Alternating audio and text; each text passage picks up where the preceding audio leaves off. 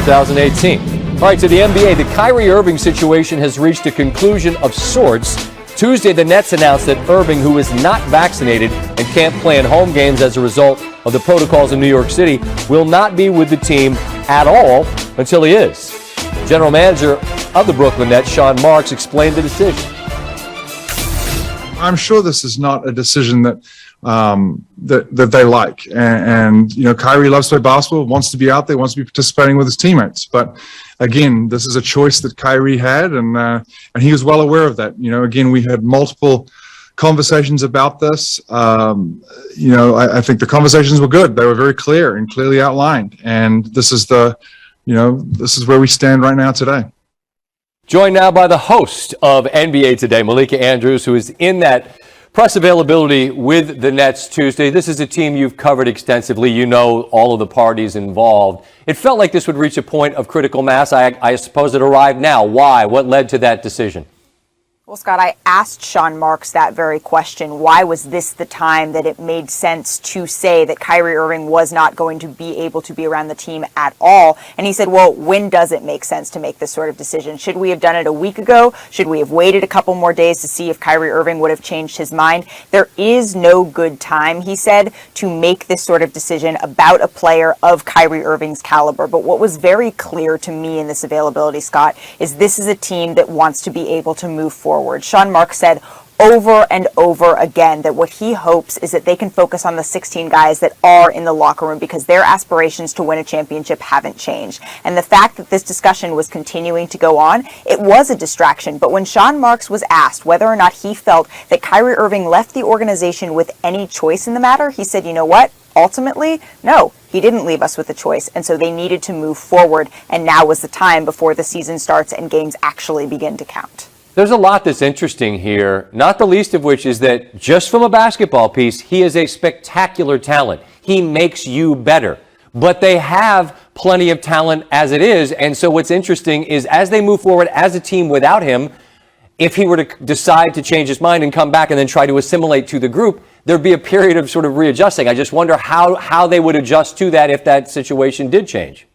Well, that's something that they had to do all of last season. Their big three only played 233 minutes together. They needed to continuously adjust to who was available, and so it's going to be no different here. Sean Marks did say that the door is open if the situation changes, if the circumstances change, for Kyrie Irving to come back. They're not looking immediately to see what other options are out there. The door, he said, is open. But that's something that the Nets have had to do. That's something that Steve Nash has had to do with this group. As long as you have Kevin Durant on the floor, as long as you have James Harden on the floor, there certainly is still an expectation that this is a team that has the tools, that has the pieces to win. And this is once again a year where there may be dynasties that are laying in sleep a little bit, waiting to wake up, but it's wide open, and that's what's exciting to me.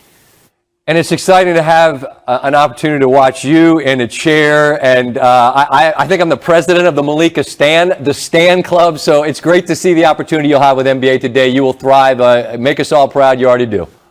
I'm going to be doing my best Scott Van Pelt impression, so I appreciate that. Not play or practice with the team until he can become a full participant. Given the evolving nature of the situation, after thorough deliberation, we have decided Kyrie Irving will not play or practice with the team until he's eligible to be a full participant. Kyrie has made a personal choice, and we respect his individual right to choose. Currently, the choice restricts his ability to be a full member of the team, and we will not permit any member of our team to participate with part-time availability. It is imperative that we continue to build chemistry as a team and remain true to our long-established values of togetherness and sacrifice. Our championship goals for the season have not changed, and to achieve these goals, each member of our organization must pull in the same direction. We are excited for the start of the season and look forward to a successful campaign that will make the borough of Brooklyn proud. We now bring in NBA champion Kendrick Perkins. Guys, and I don't want to overlook the fact when he talks about chemistry, don't forget, they only played a handful of games together, the big three. I think it was like 8 in the regular season. So that's certainly they want everybody on the court. Perk, how do you see this playing out?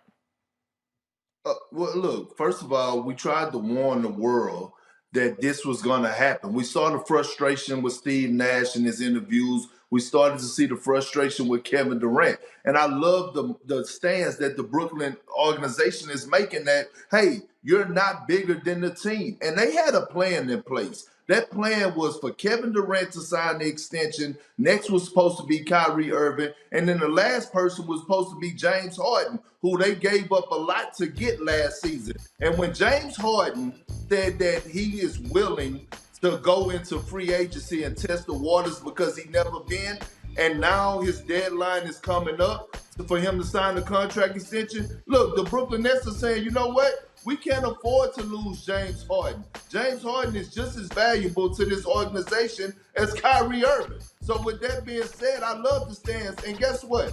I wouldn't be surprised if Kyrie Irving retires this season for at least 1 or 2 years and comes back. He's that stubborn, and I don't see him getting vaccinated. Let me tell y'all something. The Brooklyn Nets need to get rid of Kyrie Irving. He got to go. Yes. He's just a problem. He's just a problem. I want to put everything in its proper perspective, Keyshawn, Kendrick, Molly. There's a whole bunch of people out here, myself included, maybe not you, Key, but a lot of us that had reservations about taking the vaccine. Understood. But we took it. Yes. Not just because of us, but because of the people that we were going to be around. And more importantly, the obligations that we have. I don't get vaccinated, I can't do first take. I don't do first take, I'm leaving everybody stranded. Not to mention compromising my own bankroll and bottom line, which I was not going to do. Let me be very, very clear about that. Okay, I ain't apologizing for that to a damn soul, all right? That's how I roll, okay? Having said all of that, even if that were not the case, if I'm a member of a team and we've aligned and we're mission-minded, I'm not going to be the one to jump off the train to compromise the mission, okay? I'm going to be the one that stands pat and is like, yo, this is what we doing, this is what we got to do.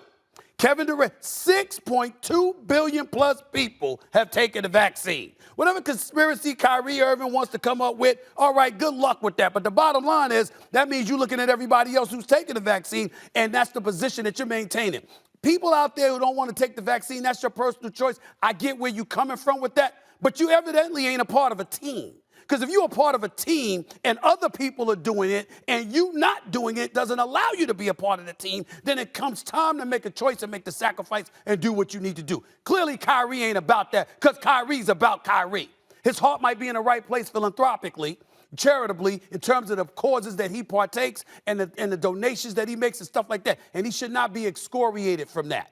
But the flip side to it is that his level of stubbornness has elevated to a glaring level of selfishness, and I completely applaud the Brooklyn Nets for taking this position. I said it before, and I'm telling y'all again, they'd give his ass away for a box of cookies if they could. They're so disgusted with this dude.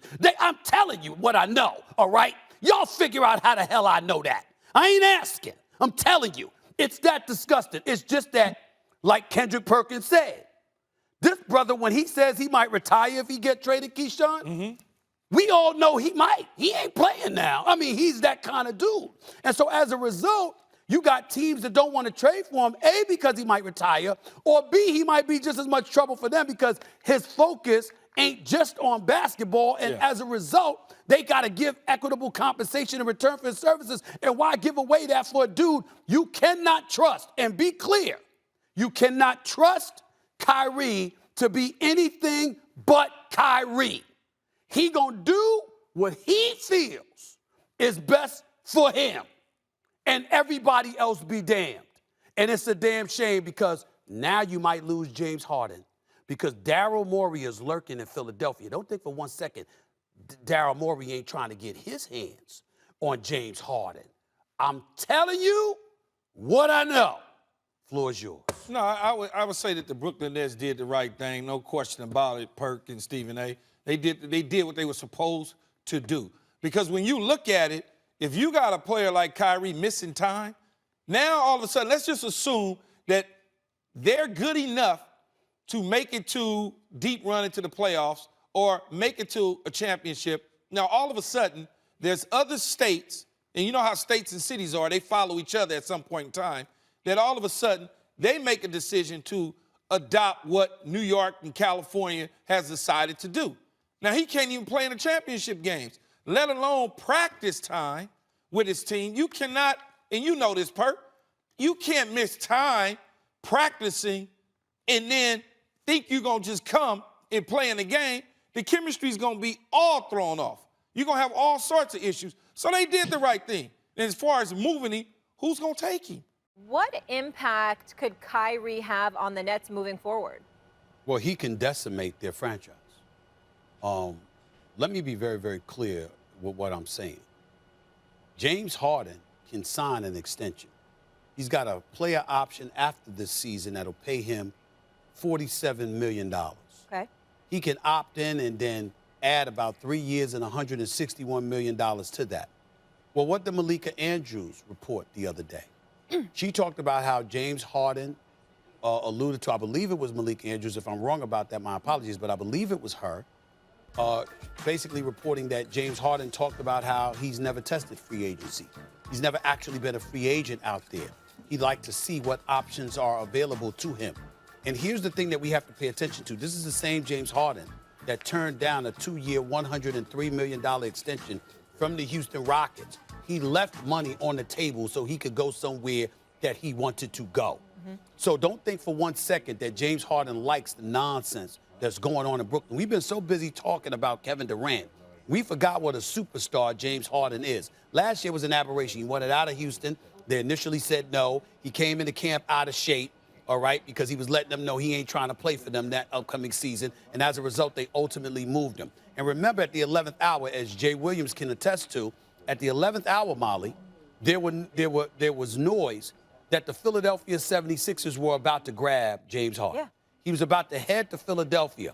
Brooklyn recognized that, stepped right in at the 11th hour because KD and them was like, what you doing? Get this, brother. And Sean Marks went out there and he got James Harden. We got to remember this dude is a superstar. He's a multiple-time scoring champion.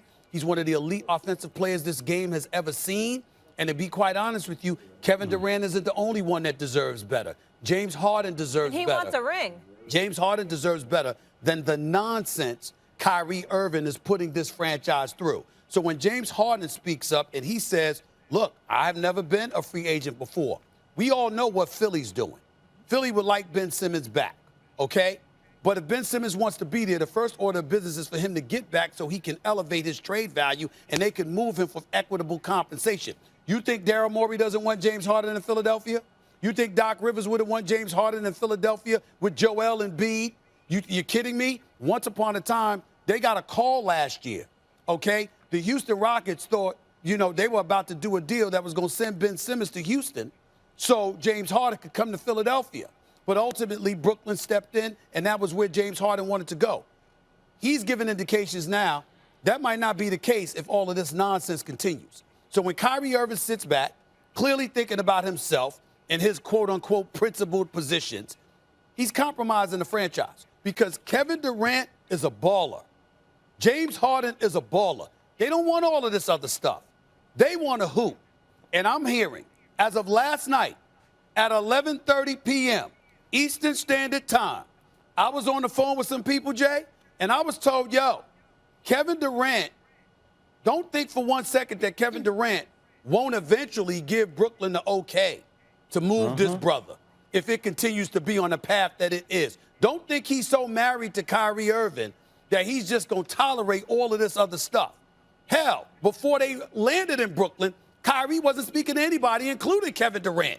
Okay, DeAndre Jordan had to get on the phone and speaking like, what the hell are we doing here? What's up? I thought we were coming to Brooklyn, all right? Because Kyrie had went down under, not literally to Australia. I'm talking about he went down low. He was like, I don't want to talk to anybody, okay? So we got to pay attention to what's going on. There's some stuff percolating in Brooklyn, and if Kyrie don't get back, all hell might break loose.